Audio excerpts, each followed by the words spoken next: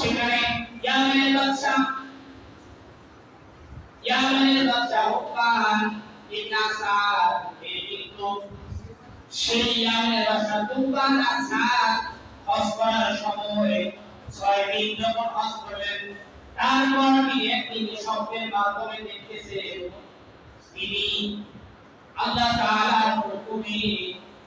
ওই বাইতুল্লাহকে এমন একটা খিলাফ করেছে সেই খিলাফ আছে খাসা নামক মোটা কাপড় দিয়ে খিলাফ করেছে সরবে না ইয়ামেনের বাদশা হুকান আসাদ যখন এই কাপড়টা পরান আবার দ্বিতীয় দিন একই স্বপ্ন দেখতেছেন তার আছে আরো সুন্দর কাপড় দিয়ে তিনি খিলাফ করেছেন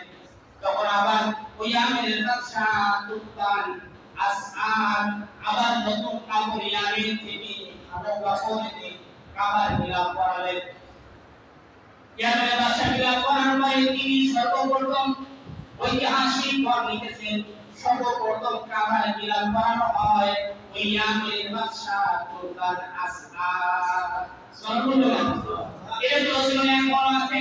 এবং ওই ইয়ামেনের বাদশা তিনি সর্বপ্রথম বাইতুল্লাহ অর্থাৎ কাবার দরজার প্রচলন দরজা তৈরি করেন এবং ওই দরজার চাবি তিনি সর্বপ্রথম তৈরি করেন ভিতরে ঢোকা এবং দরজা এবং কাবার চাবির ব্যবস্থা তিনি করেন সেখান থেকে সেদিকে কাজ পর্যন্ত এক বড় হয়েছিল অজের মুসলমানকে সৌদি আরব বাদশা অবশ্যই কাবা বাইতুল্লাহকে ঘিরা করিয়ে দেয় এবং এই কাবার ভিতরে ঢোকার জন্য হাজিরা আকুল বেকুল হয়ে যায় ঠিক না ঐতিহাসিক বিদ লিখেছেন সর্বপ্রথম কাবার ঘিরা করানো এবং দরজা তৈরি করা এবং তার তালা চাবির ব্যবস্থা করে ওই ইয়ামেনের বাদশা হুকান আসাদ এটা হচ্ছে সর্বপ্রথম সেখান থেকে কিয়ামত পর্যন্ত চলবে